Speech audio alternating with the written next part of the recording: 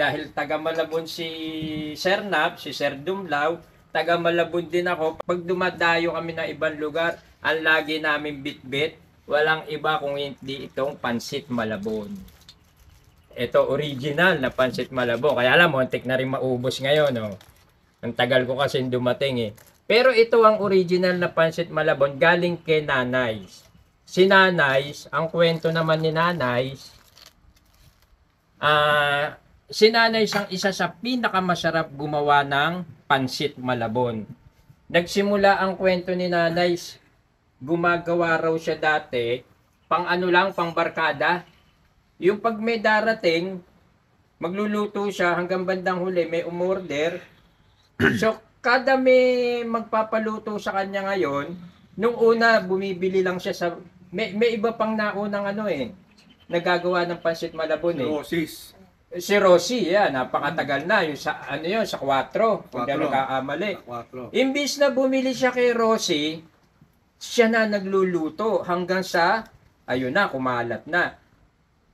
Ang hindi ko makalimutan sa kwento ni Nanay, si Nanay patay na yung original. Pero nakakakwentuhan ko siya. Parang tanda na rin natin, ano?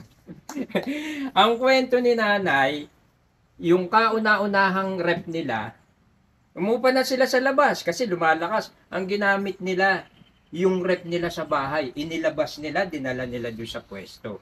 So, ganun ang pagninegosyo, makikita mo, di ba? Kasi sabi ni Nanay nun, ako mismo, personal, nakakwentuhan ko yun. Ano raw eh, hanggat mare, less expenses muna. Although malakas na yung benta, pero syempre, mahal yung rep, di ba? Ginamit nila yung rep nila, nilagay nila doon. Yun yung isa sa hindi ko makalimutan kwento. At magkwento tayo tungkol dito sa Pansit Malabon. Actually, ang original ng Pansit Malabon, hindi naman talaga Pansit Malabon yan eh, ang tawag. Pansit Palabo. Ang totoong Pansit way, luglog. ang totoong Pansit Malabon is Pansit Luglog. Elementary tayo, yabots. Kung ako natatandaan ko, pagdating ng umaga, pupunta kami sa palengke ng bayan ng Malabon. Family ang bayan ng Malabon mismo. Hindi ko na malaman kung magkano, pero yung isang pinggan na ganon, uupo ka doon, yung pansit luglog, iluluglog sa mainit na tubig. Pero luto na yon, iluluglog na ganon. Tapos, pag ahon na ganon, ilalagay sa pinggan, lalagyan ng mga sahog, sauce, everything. Tinapa. Yun na yung pansit luglog. Na later on, katagalan, naging Pansit Malabon. Kasi yung mga taga Malabon, magagaling magluto eh, di ba? Yung sa palengke, inano na yon, in-improvise na ng gusto, yung in-upgrade na hanggang sa nagkaroon na siya ng sahog sa ibabaw. Pero ang isa sa original na sahog ng Pansit Malabon, trivia na to ha. Yung kinukwento ko, trivia na. Parang Pansit Palabok yata Ang muna. original, Pansit Palabok muna. From Pansit Luglog, naging Pansit Pansit Palabok, Palabok. ngayon naging Pansit Malabon. Oo. Di ba? Tapos, ang original na sahog niyan actually, tinapa. Bukod sa tinapa yung Tahong. Talong. No. Kaya mo yan. Hindi yung talaba. Talaba pala, talaba. Ang daming talaba sa ibabaw May niyan. tahong nga yan eh. Hindi. Tahong. Minsan tahong pero talaba talaga. Kaya laan nangyari, napakaraming na-o-hospital. Tapos, tatandaan ko sa Luneta may nagtayo. Pansit Malabon. Sa tapat ng ng Luneta mismo, yung, ewan ko kung anong kalye, malaking kalye doon. Kalaw. May restaurant doon na yan ang specialty. Nasa 50 yata yung na-hospital eh.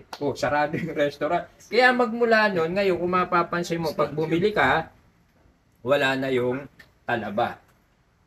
Pero yung nandun pa rin.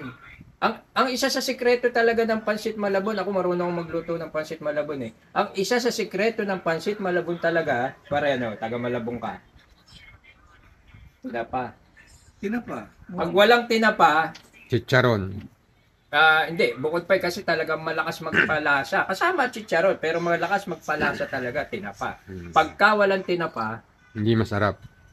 matabang lalabas. Ngayon, yung iba may lumalabas. Dito sa Bulacan, hinahalo, giniling na eh. Di ba? Iba na lasa. Iba na pero Yung binili ko sa ano? sa totoo, medyo mas masarap. Tapos, ito may halong hipon, may halong asan ba yung pinang ko malinis na tinidor? May malinis ba? Malinis. Ito, malinis. Teka, anuhin natin yung sahog. Wala bang tissue. Ito, tissue. Ang sahog ng, ito original na to. Ito meron pala. Original na sahog ng Pansit Malabo original. Ayan. Itlog, baboy, hipon. Ang gulay niya is Polio. Pechay Bagyo. Actually, ang wala rin, yung ano niya nakahalo na, yung tinapa. Ngayon yung chicharon, yung binudbud na chicharon, yung iba hinahalo na rin ngayon eh. Ang wala talaga rito ngayon na inalis na talaba. Pero pagka nagpunta ka naman dito kay Rosie, isa sa pinakamasarap si Rosie.